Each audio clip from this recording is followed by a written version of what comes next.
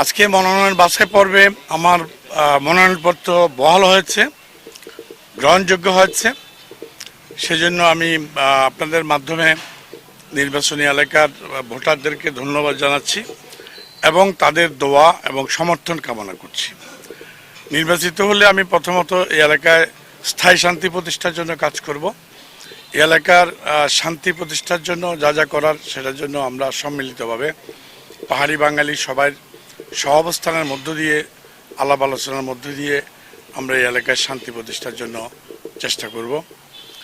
আর আমাদের এখানে যেহেতু পাহাড়ি বাঙালির একটা বিষয় আছে, আমি পাহাড়ি ভাইদেরকে আশ্বস্ত করতে চাই যে আমি বাঙালি বলে আপনারা আমাকে পর ভাববেন না, শত্রু ভাববেন না, অন্য গোত্রের ভাববেন না। আমি নির্বাচিত হলে সর্বাগ্যে আপনাদের কাজগুলো করব, যেটা আমি 2001 সালেও আপনাদেরকে ফিরিয়ে দিইনি, আপনাদের কাজ করেছি। আর এলাকার শিক্ষা, স্বাস্থ্য, মানুষের আর্থসামাজিক উন্নয়ন, মানুষের আয় বর্ধনমূলক কর্মসূচি হাতে নেব। যে সকল কাজ 2001 সাল থেকে 6 সালে করেছি, এগুলো অনেকগুলো এখন নষ্ট হয়ে গেছে, আওয়ামী লীগ ওগুলো মেরামত করেনি।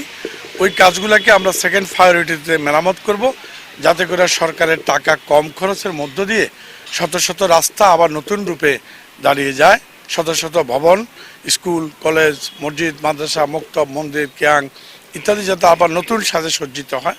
তাছাড়া আমরা দীর্ঘমেয়াদী কিছু প্রকল্প গ্রহণ করব।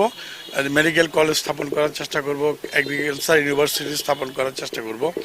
পাশাপাশি আমরা এতিম এবং দুস্থ ছেলে মেয়েদের বিনামূল্যে, বিনা খরচে, সরকারি খরচায় যাতে পড়াশোনা করতে পারে সেরকম কিছু আমরা স্কুল স্থাপন করব, যে স্কুলে তারা বিনামূল্যে এবং বিনা খরচে চুল কাটা থেকে ল্যাপটপ, খাওয়া দাওয়া সব কিছু ফ্রি করে আমরা এই জাতীয় স্কুল প্রতিষ্ঠান করব।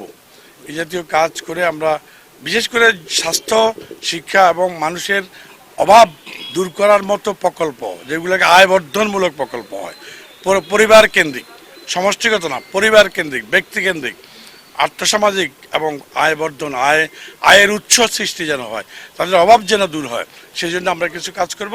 তরুণ সমাজের যে ভাবনা, সেই ভাবনাকে আমরা কাজে লাগাবো এবং তাদের মূল্যায়ন করব।